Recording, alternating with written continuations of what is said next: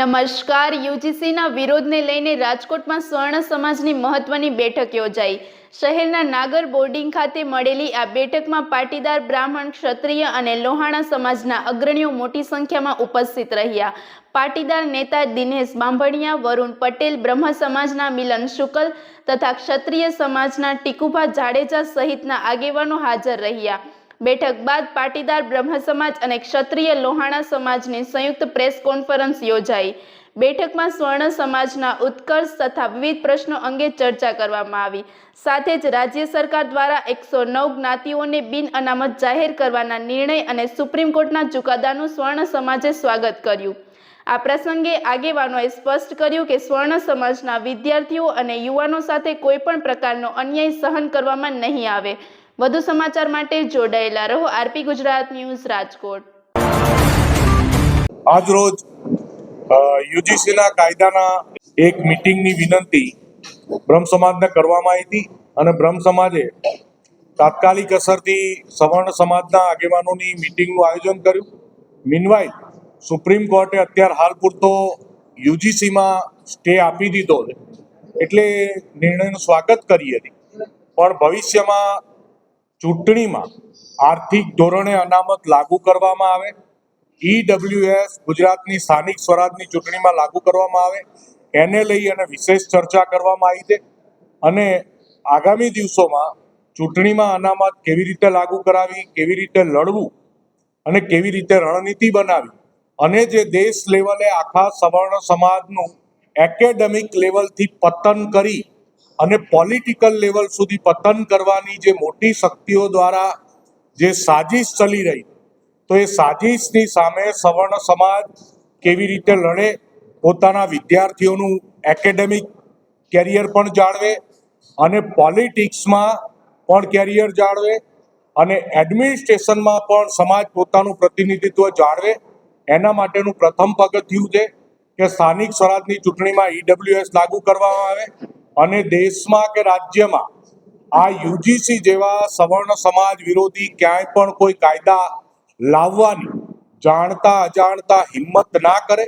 આ તો એક સાજિશ જ હતી, પણ દેશનો સવર્ણ સમાજ જાગી ગયો અને આ સાજિશનો પર્દાફાશ કર્યો અને આટલું મોટું પોલિટિકલ પ્રેશર દેશવ્યાપી આવ્યું છે. એનો આ નિર્ણય છે. જો આ સમાજ સૂઈ રહ્યો હોત અને દેશમાં સવર્ણો જાગ્યા ના હોત તો એવી પરિસ્થિતિ નિર્માણ થવા જઈ રહી હતી કે સવર્ણ સમાજના દીકરાને પણ યુનિવર્સિટીમાં બ્લેકમેલ કરવામાં આવે, સવર્ણ સમાજની દીકરીને પણ બ્લેકમેલ કરી અને શોષણ કરવામાં આવે. આવા એક ભવિષ્યનું નિર્માણ થવા જઈ રહ્યું છે. પણ હું દેશના બુદ્ધિશાળી, જાગૃત સવર્ણ સમાજનો આભાર માનું છું કે આજે અમારી મીટિંગનો જેમ મુખ્ય ઉદ્દેશ્ય તો એ જ હતો કે ભાઈ જે યુજીસીનો કાયદો છે એના વિરુદ્ધ સવર્ણો એક થઈ અને કેવી રીતે લડત આપી શકે. પરંતુ સુપ્રીમ કોર્ટે જે આદેશ કર્યો અને નવો ડ્રાફ્ટ તૈયાર કરવાનું સરકારને કીધું, એટલે એક રીતે જોવો તો એ આ કાયદો રદ કર્યો. સુપ્રીમ કોર્ટે નવો ડ્રાફ્ટ તૈયાર કરવાનું કીધું એટલે અમે બધા ખૂબ આનંદ વ્યક્ત કરીએ છીએ. અને આજે જ્યારે અમે સવર્ણો ભેગા થયા છીએ ત્યારે હું ફક્ત વર્ણગૃહ બ્રાહ્મણ, એટલે અમે ક્યારેય કોઈના વિરોધમાં હોઈ શકીએ નહીં.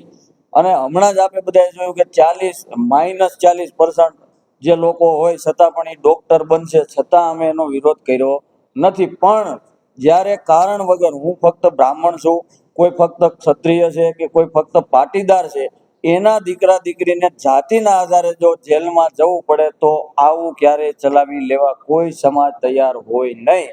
એટલે અમે આનો વિરોધ કરેલો હતો. અને આગળ ભવિષ્યમાં સવર્ણ એકતા મજબૂત થાય અને જે બિન અનામતના જે વર્ગો એમાં જે જ્ઞાતિઓ આવે છે એમને બધાને સાથે જોડી અને જે ખરેખર દરેક કોઈ રાજકીય પક્ષ નોંધ નથી લેતો એ બધા નોંધ લે, એના માટેથી સંઘર્ષ એટલે કે પાટીદાર, બાહુબળ એટલે કે ક્ષત્રિયો અને બુદ્ધિ એટલે કે બ્રાહ્મણો, આ ત્રણનો સમન્વય ચોક્કસથી આનું પરિણામ આવશે ને આવશે.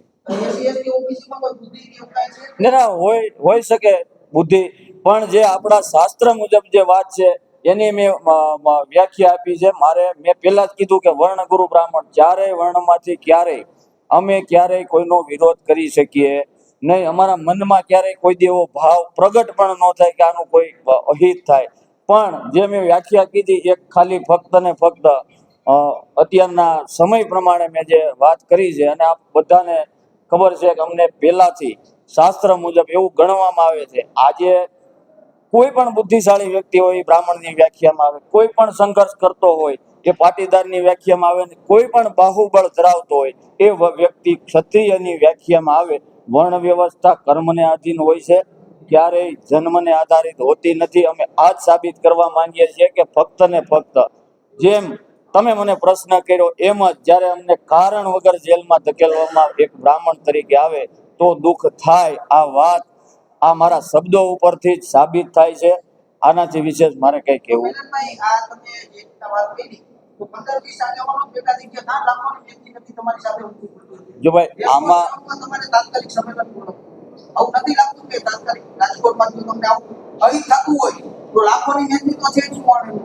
જો ભાઈ સવર્ણો કે કોઈ પણ જ્ઞાતિ, આ કોઈ જ્ઞાતિનો વિરોધ કરવા માટેથી સંમેલન બોલાવવાનું ન હોય. આના માટેથી એક ટેકનિક પ્રેશર હોય, અને એ પ્રેશર એવી રીતે ઊભું થાય કે જ્યારે કોઈ પણ જ્ઞાતિને અન્યાય થતો હોય ત્યારે પહેલા એના આગેવાનો આવે. આપ બધા માધ્યમ છો, પ્રેસ મીડિયા છે, એ વાતને ઉજાગર કરે ને પછી એનું રિઝલ્ટ ન આવે તો કોર્ટોનું માધ્યમ હોય. અને ક્યાંય જ્યારે ન્યાય ન મળે ત્યારે લોકો રોડ ઉપર આવે.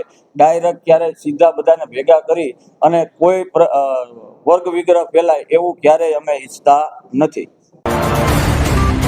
આજ રોજ સૌરાષ્ટ્ર મુકામે રાજકોટ જિલ્લા બ્રહ્મ સમાજ, ક્ષત્રિય સમાજ, પાટીદાર સમાજ અને અન્ય દરેક સમાજ વતી સવર્ણ સમાજની મિટિંગનું આયોજન કરવામાં આવ્યું.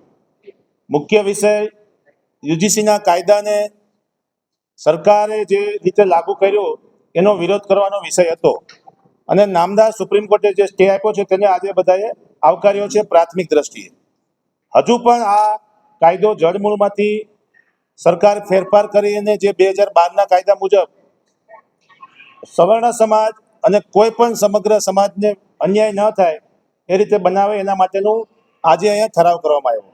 સાથે સાથે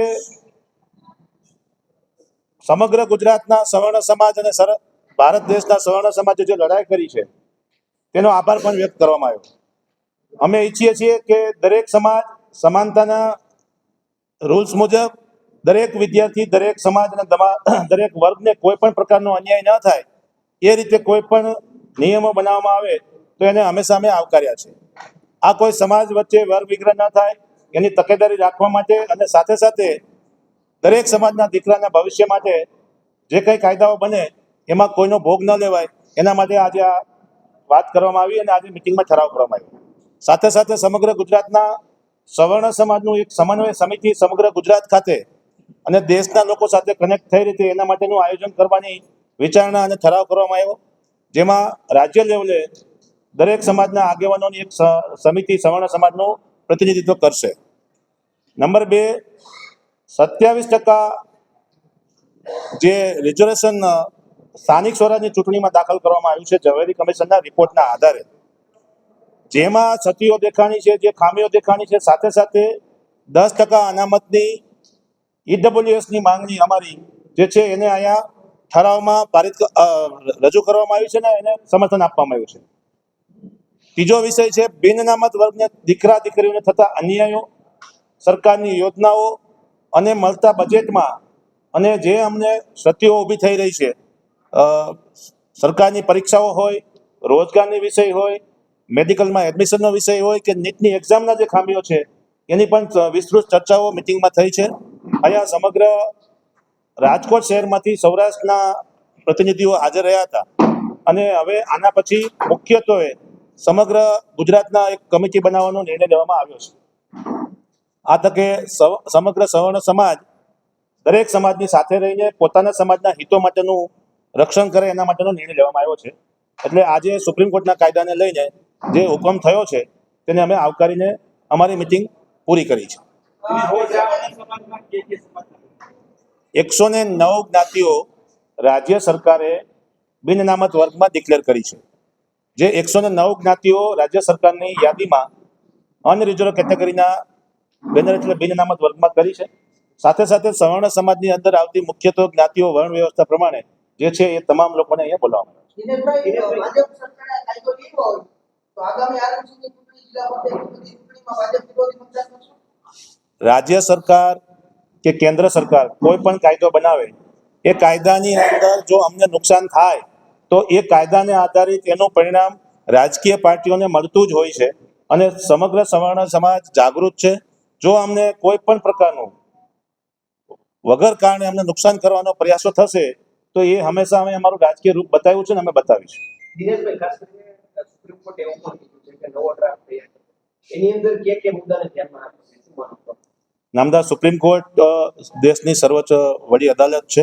એમણે જે સૂચનો કર્યા છે અને એમાં કમિટી જે કંઈ રજૂઆતો કરે એમાં ખાસ કરીને અમારી એક જ વાત છે કે સવર્ણ સમાજના દીકરા દીકરીઓને યુનિવર્સિટીની અંદર કે કોઈ પણ પ્રકારે ક્યાંય પણ પ્રકારનો અન્યાયનો ભોગ ના બનવો પડે એની ખાસ તકેદારી રાખવામાં. આજ રોજ રાજકોટ ખાતે યુજીસી કાયદા માટે સ્વર્ણ સમાજની એક મિટિંગ રાખવામાં આવેલ અને જેના સંદર્ભમાં આજે જે કંઈ નિર્ણયો લેવાના છે એ આગળના મારા વક્તાઓએ આપને જાણ કરી અને સુપ્રીમ કોર્ટે જે અમને ન્યાયિક અત્યારે પ્રક્રિયામાં ન્યાય મળ્યો પેલી પ્રથમ દ્રષ્ટિએ એવું લાગી રહ્યું છે અને માર્ચની અંદર હવે નવા કાયદો લાગુ થશે ત્યારે ક્ષત્રિય સમાજની જે કંઈ અને સ્વર્ણ સમાજની જે કોઈ વ્યવસ્થા હશે એમાં ક્ષત્રિય સમાજ અને સર્વ સ્વર્ણ સમાજ એમાં સંપૂર્ણ ટેકો જાહેર કરે છે અને આજ રોજ એવો એક નિર્ણય લેવામાં આવેલો છે ગુજરાતની અંદર કે ભાઈ એક સ્વર્ણ સમાજની એક કમિટી બને અને જે કોઈ અન્યાય થતો હોય એમાં એના માટે લડત આપવી પડે તો ક્ષત્રિય સમાજ અને સ્વર્ણ સમાજ, પાટીદાર સમાજ, બ્રહ્મ સમાજ, વર્ણ સમાજ બધા એકઠા થઈ અને એનો